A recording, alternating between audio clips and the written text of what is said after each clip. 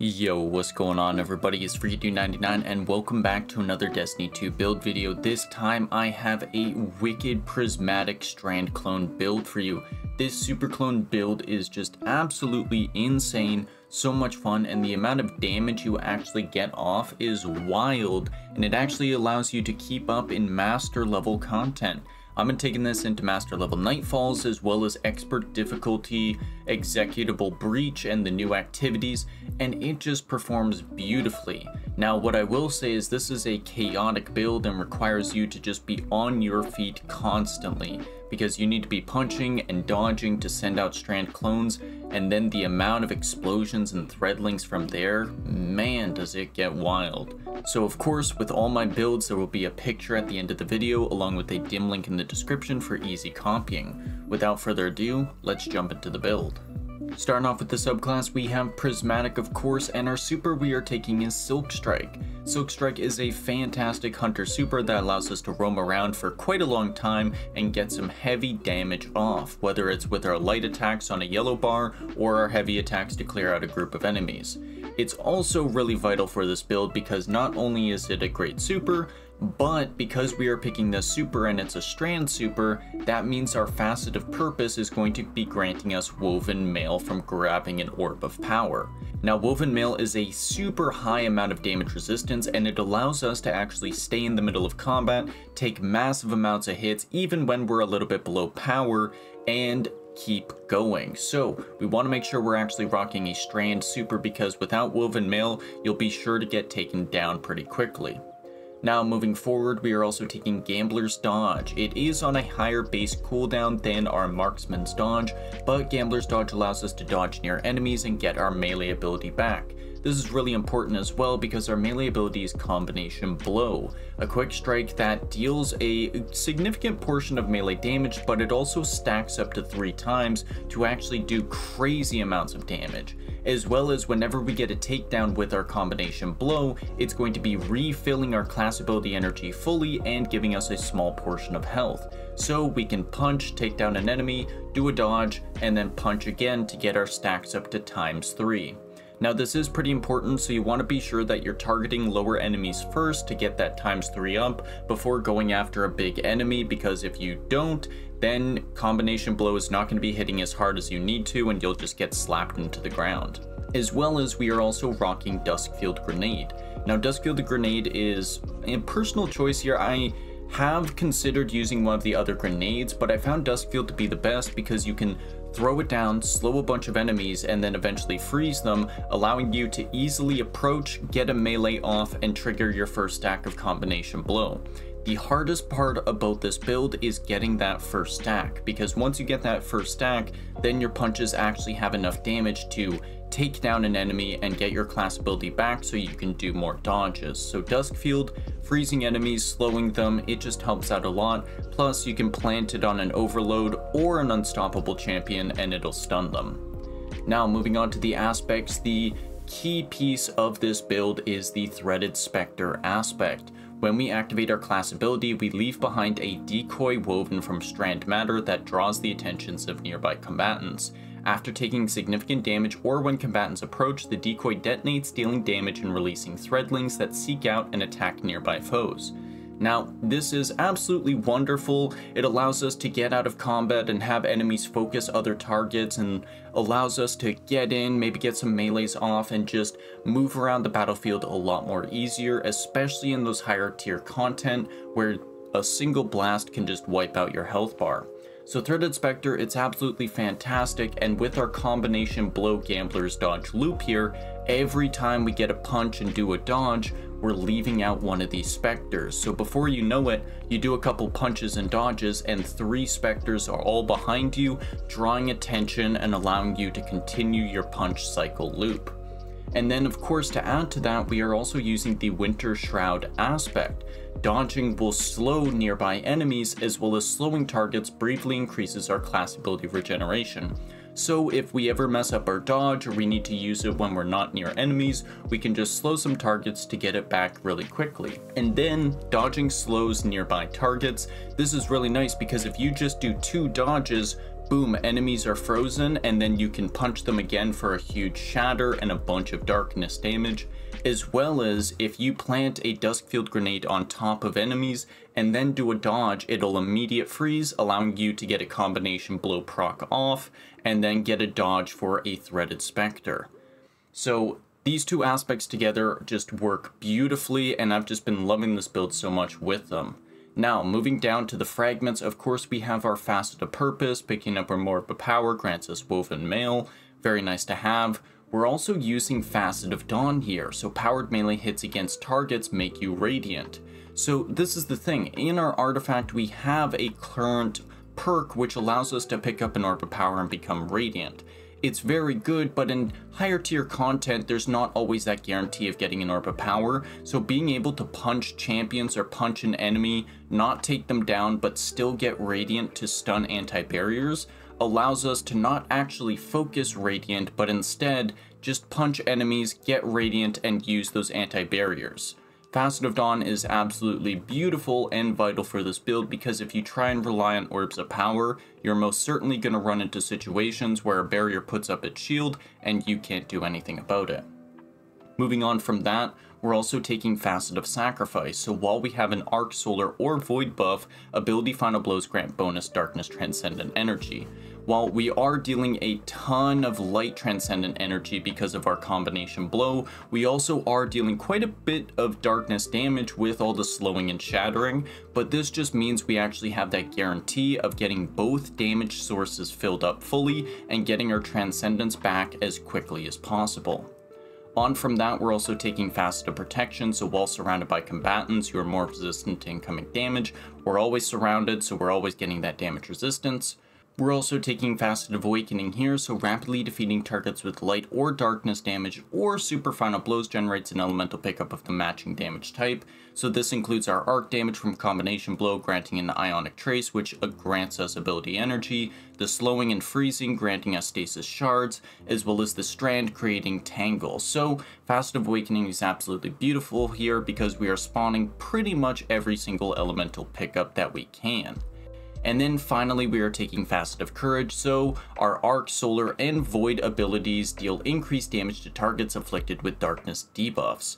This is really nice to have because we are constantly slowing enemies with our freeze, so while they are slowed, while they are frozen, our combination blow is dealing even extra damage to it, allowing us to actually build up our stacks and deal some massive damage to champions, allowing us to in some cases 2-shot to 3-shot them in seconds. And that is going to do it for the fragments and the subclass. Moving on to the weapons.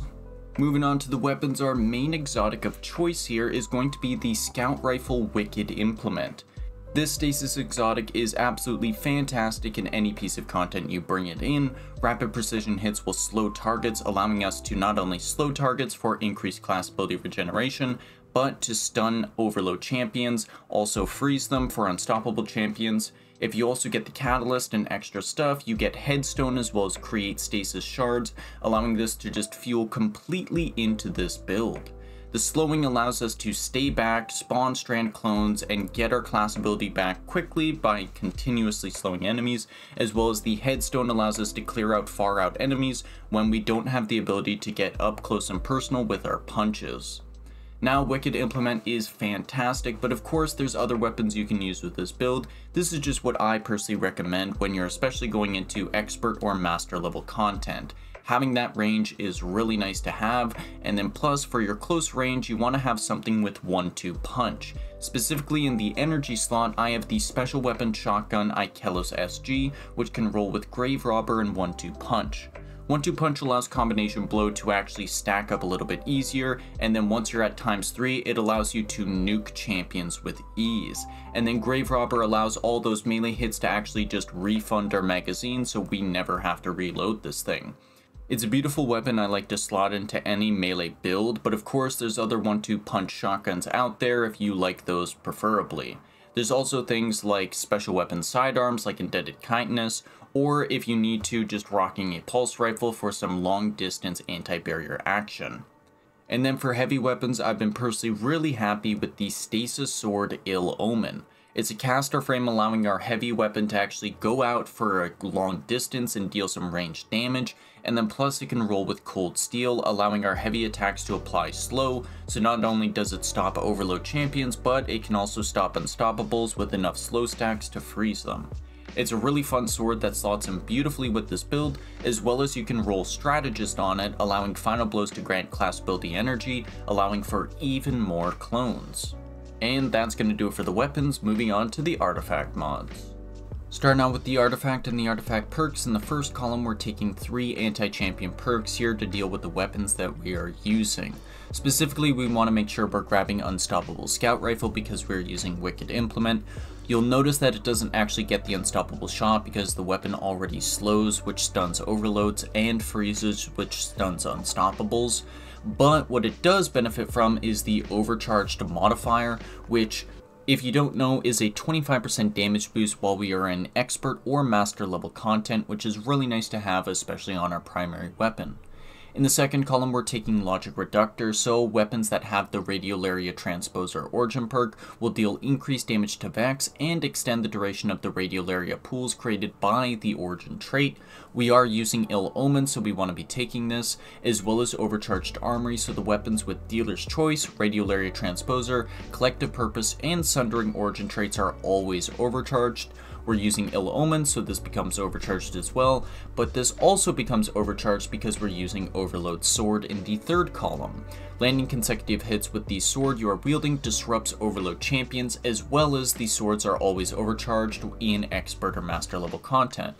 Ill Omen is absolutely fantastic because it has built-in stunning with cold steel, but also it has Overload Sword here allowing for overcharged, which just means it's beautiful to be using this season. Ill Omen is also a caster frame, so while you use your heavy attack, you send out a little beam, and if you use a heavy attack completely after, it will actually have the overcharge round to it, so you can stun overload champions from a distance with your swords. In the fourth column, we're taking Counter Energy, so when we stun a champion, we gain energy to our least charged ability, just a nice little cherry. We're taking Blade Stamina, so rapidly defeating combatants with a sword refunds some ammo. That way we can actually use Ill Omen without trying to save it just for yellow bars or hard enemies. And then we're taking Radiant Orb, so while we have Prismatic subclass equipped, picking up an Orb of Power makes us Radiant. This is just to guarantee that we have Radiant up for the most part, because while we are meleeing a lot of enemies, there's certain cases where we're not able to actually punch them, so grabbing an Orb to get Radiant is very nice to have. And then in the fifth column, we're taking Shield Crush, so while we have Woven Mail active, our melee recharges faster and deals increased damage, and then while we are also Radiant, our Grenade recharges faster and deals increased damage, which we're both applying those buffs to us. And then finally, Transference. We gain increased grenade and melee damage while Transcendent, as well as weapon final blows while Transcendent refund light and dark energy after Transcendence ends, which is just fantastic to have. That's going to do it for the artifact perks, moving on to the armor mods. Starting out with the helmet here, we're grabbing Dynamo, so we have reduced super cooldown when we're using our class ability near targets. We are always using our class ability for our strand clones here, so Dynamo activates tons of times. We're also taking Special Ammo Finder, so we have increased drop chance of special ammo while we are using our primary weapon. This has increased chance because we are using an exotic, which is Wicked Implement. This also means that we have a guarantee of actually having ammo for our shotgun, which is our main stunner for anti-barriers, and allows us to actually get those high combination blows damage off. And then of course we're taking Stasis Siphon, so Rapid Stasis Weapon Final Blows create Orbs of Power, so Wicked Implement and Ill Omen both actually generate orbs for us. Talking about these stats quickly, we're of course taking 100 Resilience for that tier 10 30% damage reduction. It is absolutely vital while you are in endgame content, especially Expert or Master, especially with Grandmaster Nightfalls. Secondly, we want to make sure our discipline is as high as possible, so getting that up to tier 10 is vital because having our Dustfield Grenade on a low cooldown means we can freeze more enemies, we can slow them, we can get our punches off easier, and it just means a whole better time for our battles. Then for that, we don't need to actually focus on mobility or strength for this build. Combination Blow actually reduces the need for our mobility being high because Combination Blow just gives us our class ability back immediately, and then using our class ability just gives us our melee back immediately. So we can completely forego actually focusing mobility or strength for this build, and instead focus recovery as our last and third stat. Getting this high up to around 50 means you actually have an easier time going into battle and getting out with your health regeneration being that much quicker. Down to the gauntlets, we're taking double impact induction, so causing damage with our powered melee attack reduces our grenade cooldown. This is very nice to have because our grenade cooldown is still a little bit slow, but with all the punching we're doing with Combination Blow, it means our grenade gets back real quick. Because Combination Blow actually stays active until you get a takedown, this means when you're punching yellow bars or something, you can actually get multiple procs of impact induction off, allowing for even quicker Duskfield grenades. And then of course, with all those melee takedowns, we want to be grabbing heavy-handed, so all of our melee final blows actually create Orbs of Power for us. Orbs of Power, of course, granting us Woven Mail and Radiant. Down to the chest piece, we're going to be taking a double Elemental Surge to match whatever the current threat modifier is. So if there's currently an arc threat happening, you want to have a double arc resistance on, and then your third elemental resistance to be on something different, like a solar or strand or a stasis. This is vital because of course when you're going into expert or master level content, those threat modifiers are big damage against you, and if you don't actually have that resistance, you will actually get smoked. Stacking up all three of these same resistance is also not a good idea because it means you are spread way too thin and you're focusing only on one damage source. That means you're much more likely for solar or some other element to just wipe you out. Down to the boots, we have our exotic Balance of Power and their trait Double Down. Our Threaded Spectre has increased duration and durability, and damaging it releases additional threadlings, as well as while we are near a Threaded Spectre, we do not appear on the radar. Balance of Power has been a surprisingly strong exotic to have. This improved Threaded Spectre does massive damage, draws tons of aggro, and stays alive for a long time. Being able to Combination Blow, dodge, and spit out 3 improved strand clones just means a crazy amount of threadlings which deal so much damage and even nuke enemies in master level content. I've had 2 strand clones explode into tons of threadlings that just completely destroy a champion level health bar. And again, master level champion bars are high up there. They have a ton of health. So 2 clones just being able to send out and nuke through that is actually crazy amounts of damage. Them also having that increased durability means you can actually take them into master level nightfalls or grandmaster nightfalls because they'll be able to take the increased amount of damage that is being dished out. And then for the mods, we're taking a single stasis weapon surge, so while we have an armor charge, we have an increase to our stasis weapons, specifically Wicked Implement and Ill Omen. And then we're taking Innervation and Recuperation, so whenever we pick up an Orb of Power, we're getting a little burst of health from Recuperation, and a little reduction on our grenade cooldown from Innervation. Anything to get that grenade cooldown lower so we can actually throw out more Dusk Fields is big. And finally, for the class ability, we're taking Bomber, so all the dodging we're doing is generating extra grenade energy, as well as powerful attraction, so all those dodges are picking up nearby orbs that we are creating as well as our allies. And then, of course, Font of Restoration, so while we have an armor charge, we have a plus 30 to our recovery, so that way if our recovery is low, we have that extra bump up there to actually keep us alive, have a healthy amount of health regeneration, and stay in the fight a little bit longer. And that is going to do it for the build. This Super Strand clone build is so much fun, I have to say. It took a while to actually figure out how to make it work in actual endgame content, but man, once I did, it has just been deadly. Taking it into expert arena executable and just being able to punch enemies, strand clone, explode the battlefield on my own has been a joy. And then going into master level nightfalls has been so easy because you just go in, punch your champions, send out strand clones, and you're never getting focused once you get in your rhythm. So you are free to just roam around the battlefield in master level content, which is not something you usually do, especially on a hunter. So being able to pull all this stuff off is just absolutely so much fun. And then with Grandmaster Nightfalls coming out real soon here, man, this build I am taking into it day one, because all the strand clones are going to be huge for actually avoiding all that damage that can just one hit you, as well as Wicked Implement and its very nice damage and slowing and freezing. Just means that with Wicked Implement, with a shotgun with 1-2 punch and Ill Omen, you are just freezing, slowing, spawning strand clones, and just punching your way through to the end. I tell you, once I got this build actually working, top of the leaderboard every single time with tons of orbs created, almost dwarfing both of my teammates. It's really that good. So of course, to get a copy of this build, there's going to be a picture on screen right now, and then in the description there will also be a dim link for easy copying. If you enjoyed the video, be sure to hit a like button and leave a comment if you have anything to say. I love hearing what weapons or what little tweaks you've made to these builds just to make them that much better, because man, it's just beautiful what Prismatic is able to achieve now, and I love sharing with the community and actually building up these builds to become something truly special. And then, of course, leave a subscribe if you haven't already. I'm coming out with more build videos, and man, all these builds are just top tier. You do not want to miss a single one. Thank you everybody so much for watching. I have been FreakyDude99, and we'll see you in the next video. Peace out.